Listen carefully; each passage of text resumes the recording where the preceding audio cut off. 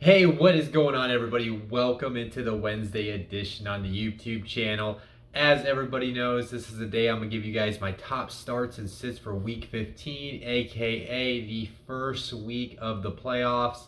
I hope I can help you guys out like I have been all season long. So I already gave out my advice for this week. If you guys are wondering if I have any roster advice, go check out last night's video, my top waiver wire ads and top streamable defenses. I get into a nice little 4-minute rant at the beginning. So why don't I just go ahead and get into tonight's episode, starting with my top starts and sits for the quarterback position. My top start of the week is Kirk Cousins against the Bears. The Bears have allowed the third most allowed points per game against the quarterback position, giving up 19.4 points a game.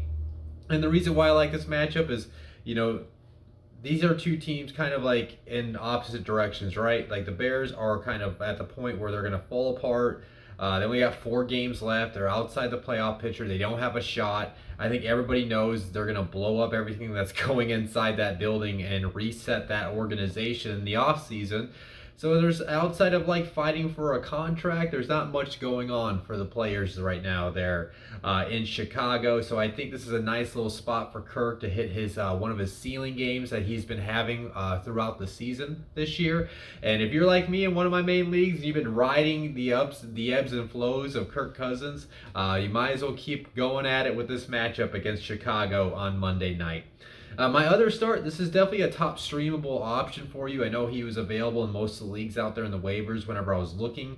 Last night, I have not hopped on the waivers since I got home today. I know I kind of glanced at it during my lunch hour, so he might still be out there if you're looking to stream a quarterback, especially if maybe you got a Lamar Jackson and you're not sure if he's going to play this week or if there's any COVID-related issues that pop up at your quarterback position.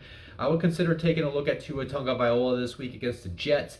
The Jets obviously have one of the worst defenses in the league as far as fantasy, though. They have allowed the fifth most allowed points per game to the quarterback position, giving up 19 points a game. And then I'm not sure of the status, though. I'm sure a lot of people have been hearing the COVID status. Well, the Miami Dolphins are their top three. I know the top two, but I think it's actually 3 of their running backs now, yeah, because Lindsey did get tested positive, I believe, on Monday. So 3 of the running backs that were on the roster are currently on the reserve COVID list. From what I understand, from what I heard on today, is those guys are vaccinated. From what I understand, I don't know for sure or not, but so if they do test those negative, they might be able to return those running backs. And it sounds like the NFL is going to kind of change their COVID rules. So we're going to see how they are going to adjust that in the coming day. I'm sure we're going to hear something about that by tomorrow. But with that being said, the reason why I'm mentioning that is because if they don't get their 3 running backs back, the only really guy they got right now is Duke Johnson, who's more of a receiving back. So that means this is going to be a pass. This is already a pass-heavy offense. They're going to be even more of a pass-heavy offense. So I think Tua is a really good sleeper to stream at the quarterback position this week. My sits, Carson. Yeah, I have to say it, man, because it's against a Bill Belichick defense. But I do hope Carson balls out as a Colts fan going against the old rivals in New England. But yeah, Carson Wentz has been a decent streamer this year. He had that nice little he had a nice 6 weeks in a row where he's getting a couple touchdowns a game. But this is not the week to stream Carson Wentz against the Patriots. Obviously, it's a Bill Belichick led defense, and the numbers back it up. Quarterbacks they're only allowing the second fewest amount of points per game to quarterbacks this year, only given 12.0 points a game. So if you do run into any injury issues or COVID related issues at your quarterback spot, I wouldn't try Carson Wentz just because of the matchup this week. Even though deep down inside, I'm hoping he blows up and proves that he is supposed to be the guy for the Colts and then for the next couple, at least the next few years, I hope. And then my other sit, this might be a guy you've been riding with. I know I got Joe Burrow in one of my 2 quarterback leads, so I'm definitely gonna play him. I've just been kind of sticking him in the lineup and just dealing with his ebbs and flows as a fantasy quarterback as well. But if he has a bad outing or if you have a better option than Joe Burrow, I would definitely consider it because this week he's going against the Broncos. The Broncos have allowed the 4th fewest amount of points per game to quarterbacks this year, only giving up 14.9. So he doesn't have a great matchup. So if you would have a better option than Joe, I would consider it. if you do play him, like I said, I got him in a 2 quarterback league. I'm going to leave him in the lineup more than likely. Maybe I go check the waivers, see if maybe there's a 2 out there. But other than that, I'm definitely going to probably just have to deal with how his outcome comes. But if it's a bad outcome, just understand the matchup wasn't right for him. Again, my top starts: Kirk Cousins against the Bears and Tua Tagovailoa against the Jets. And then my sits: Carson Wentz against the Patriots and Joe Burrow against the Broncos. Moving on to the running back position, with my top starts, I'm going with James. I put James Conner / Chase Edmonds against the Lions. James Conner got banged up in that game, so I saw Cliff Kingsbury said today that he is day to day. So we'll have to see that. Obviously, a day to. I never really understand that when coaches say day to day, because sometimes it's truly a day to day injury and the guy's ready by game day, and then they say day to day, and then all of a sudden they rule the guy out when the final injury report comes. So do monitor that if you're a James Conner manager. And then Chase Edmonds, who I thought was going to be back on Monday night, they end up holding him off for at least 1 week. This might be the week he is back, so that's why I went ahead and listed him, especially if Conner ends up getting ruled out at any point. And then you got to look at the matchup, right? It's against the Lions. It's a juicy matchup. The Lions have allowed the second most allowed points per game to running backs this year, giving up 24.6. And then one last note, I hope you guys did listen to me and go grab AJ Green off those waivers when I mentioned that on my last night's episode, because it came out today that DeAndre Hopkins, that he is expected that he's going to miss the rest of the season. So that's going to make them have to lean on a James Conner and a Chase Edmonds more, right? So if you got one of those guys, I definitely would play Conner. He's really hot right now. And then if Edmonds is activated, he might be a sneaky flex play. Obviously, if Conner's out, then Edmonds kind of gets to that RB2 range. And then my other start, man, I'm telling you, I don't want to trust this Jacksonville situation, but man, this is too good of a matchup for you not to play him. I'm gonna go ahead and I told you guys last night, like I was debating about the Texans or Patriots Jaguars defense. I did get the Jaguars defense. I don't feel too happy about it, but I think I'm gonna roll with it unless a better option enters the market. I'm gonna keep my eyes on that league, see if I can find a better streamable defense. See if anybody drops a defense for me to play. But let's get back on track. James Robinson against the Texans. Obviously we can't take Urban Meyer's word for anything he says. And with all this news, like there's even more news that came out today. I don't know how he's not going to keep this job. But with that being said, he did say something like on Monday or Tuesday that James Robinson is his guy. We got to get him more touches. We got to start running the ball. Well, get it done then, because this is a matchup to have it happen. The Texans are tied for the third most allowed points per game to running backs this year, giving up 22.9. Listen, I get it's hard to trust James Robinson in really anything in Jacksonville right now. He is kind of as far as a fantasy option on the offensive side of the ball, he's definitely the most trustworthy guy in Jacksonville, and this is a great matchup. So, listen, sometimes you just got to take the roll of dice and hopefully hits the ceiling on Sunday. And then my top sits for this week. Again, these are guys that you may play because of Saquon and where you drafted him. Leonard Fournette because of just how much he's playing and the volume he is getting right now in Tampa, but he is dealing with a sprained ankle. So yeah, let's start with him. Leonard Fournette against the Saints. These guys, whoever faces the Saints is always on my sit list every week because the Saints have one of the best rushing defenses in the league for the past few years. This year, in terms of fantasy, they've allowed the fewest amount of points per game to running backs, only giving up 14.3. So if you have a better option than Leonard Fournette, I would consider it. If you got to leave him in your lineup, I totally get it. Just temper your expectations. If he has a rough outing, the matchup just wasn't in his favor this week. And then my last sit, like I said, Saquon Barkley against the Cowboys. Saquon has honestly been up and down, right? We haven't really seen a peak Saquon game this year. If there's a guy, like I said last night, my word of advice, leave the guys in your lineups that got you there. Saquon really didn't get anybody to the playoffs. He's still got the talent, but this week he does have a rough matchup as well. They're going against the Cowboys. The Cowboys have allowed the third fewest amount of points per game against the running back position, giving up 15.1 points a game. And then he still has Mike Glennon at the quarterback position. I saw something weird yesterday where they were talking about maybe getting Jake Fromm some snacks, talking about rotating Mike Glennon and Jake Fromm. That's nasty, yuck. I don't ever want to hear that. Mike Lennon and Jake Fromm alternating series or something like that. Yeah, so if you have a better option, I'm serious. I would definitely consider that over Barkley. If you play him, I get it. He's got the talent. You should see the amount of touches you want to get out of him, and then you more likely like drafted him in the first round. So, but if you would have a better option, I would consider playing somebody over Barkley this week. Again, my top starts: James Conner slash Chase Edmonds against the Lions, and then James Robinson against the Texans. And my top sits: Leonard Fournette against the Saints and Saquon Barkley against the Cowboys. Now let's go ahead and get into the wide receiver top starts and sits. My top starts, I'm going to carry these guys over from last week. They did end up producing, even though it took a whole half for that the Steelers offense to get going against Minnesota. But I think you can ride these guys again. Deontay Johnson and Chase Claypool against the Titans. The Titans have a really good defensive front, really good set of linebackers that I like. But when you get to that secondary, I really like Christian Fulton.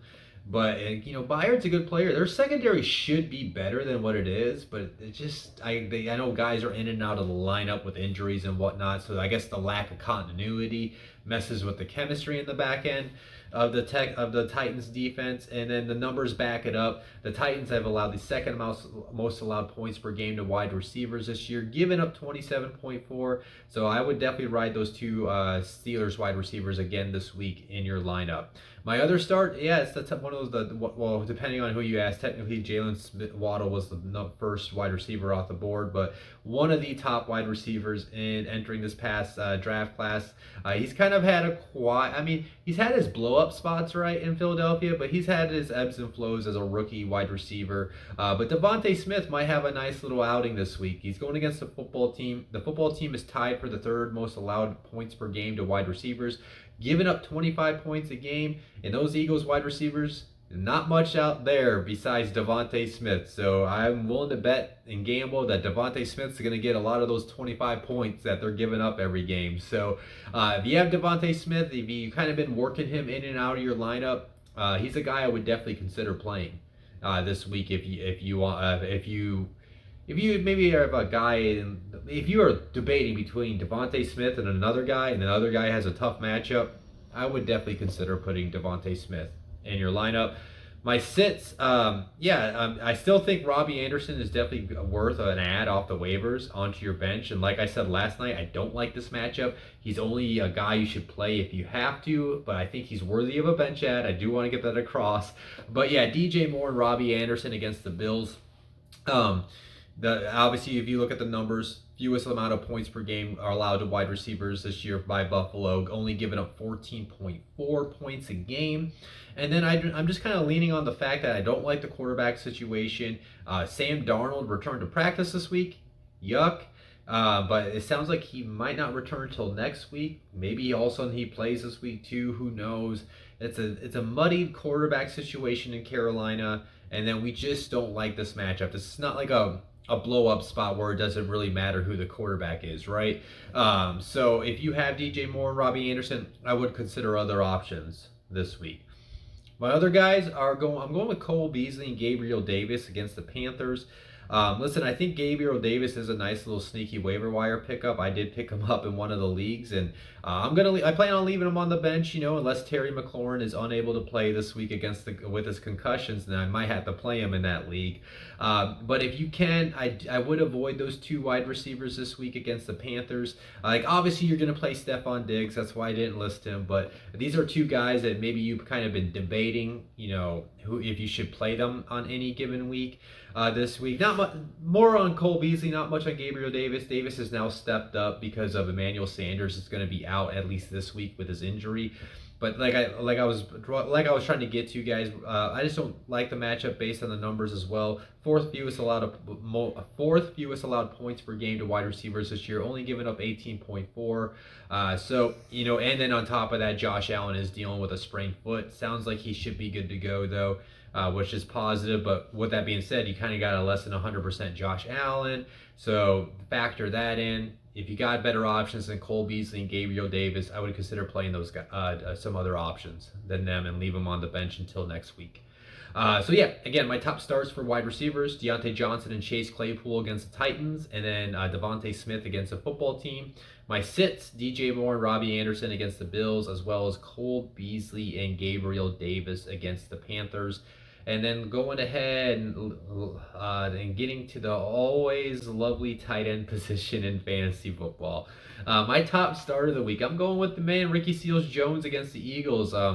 He made his return last week from his injury. He only got that one catch, so it's like, oh man, should I play him? But people have heard me say this before. With the injury thing, like not everybody can come back right off an injury and immediately produce. I should have thought about that when I played Julio last week and his first game back off an injury, because he definitely did not look like himself. Luckily, I still won that game. Otherwise, I would have been beating myself up for playing him over Brandon Cooks. That's a whole other story. Let me stay focused on that. But that's what I'm trying to get on.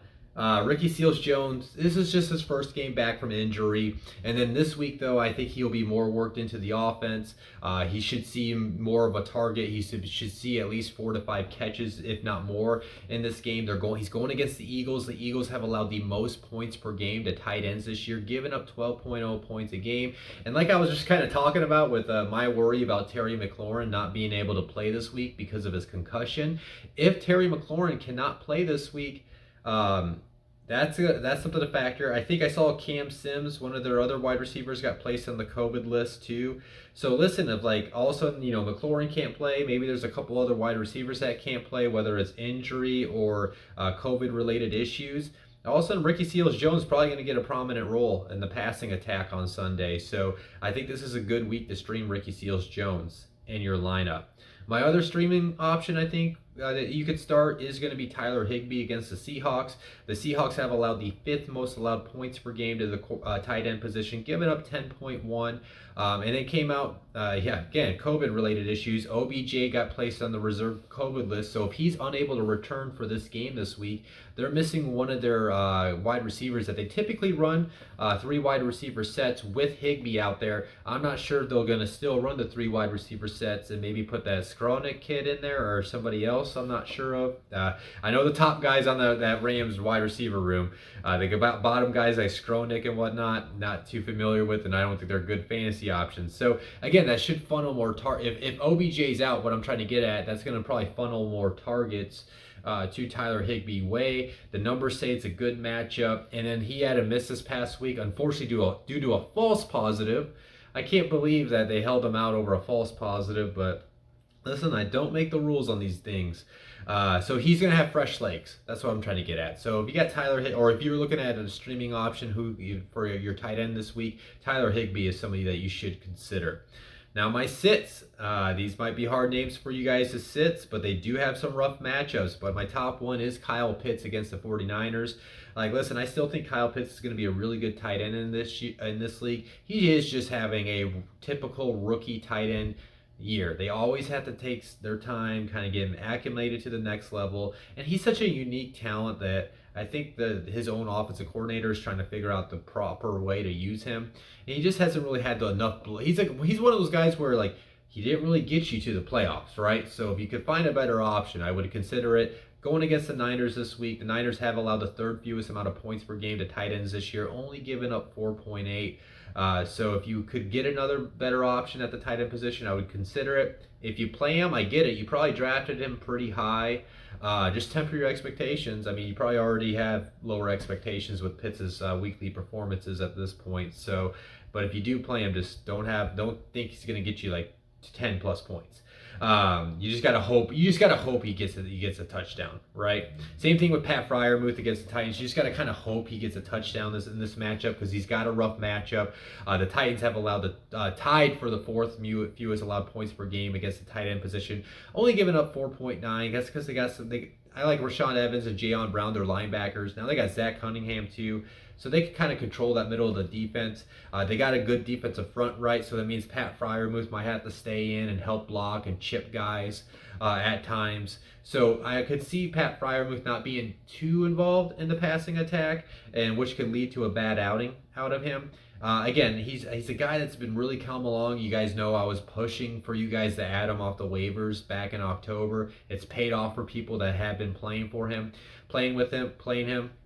Again, if you play him because he got you there, because I could believe it with how he performed over the past month and a half, I get it. But just temper your expectations. But if you have a better option that you could consider, I would definitely do that. So again, my top starts for the tight end position: Ricky Seals-Jones against the Eagles, and then Tyler Higbee against the Seahawks. My top sits: Kyle Pitts against the 49ers and Pat Freiermuth against the Titans. So yeah, that is my video for you guys today. As always, if you guys enjoyed today's video, hit that like button. If you haven't not subscribed to my channel, please hit that subscribe button so you can keep up with all my latest content. I know this is fantasy related, but I'm gonna keep on pushing with the NFL season. I'll be doing some off-season content, especially with the draft, because those have been following me over the years and know that's really what I really love to do is scout some players. So I'll be doing that type of content. Now, normally I do my weekly preview on Saturday. I will be doing that this Saturday, but there are 2 Saturday games. So I don't feel like it would be right for me to talk about the Saturday games on the Saturday episode that typically comes around noon. The first game's around 4:30. So what I want to do is I'm going to record probably a short, I don't know, I'm gonna try to make it 10-15 minute episode, just talking about the Saturday game between the Browns and Raiders. If assuming that stays on, that sounds like they are gonna make it stay, and the Colts versus Patriots.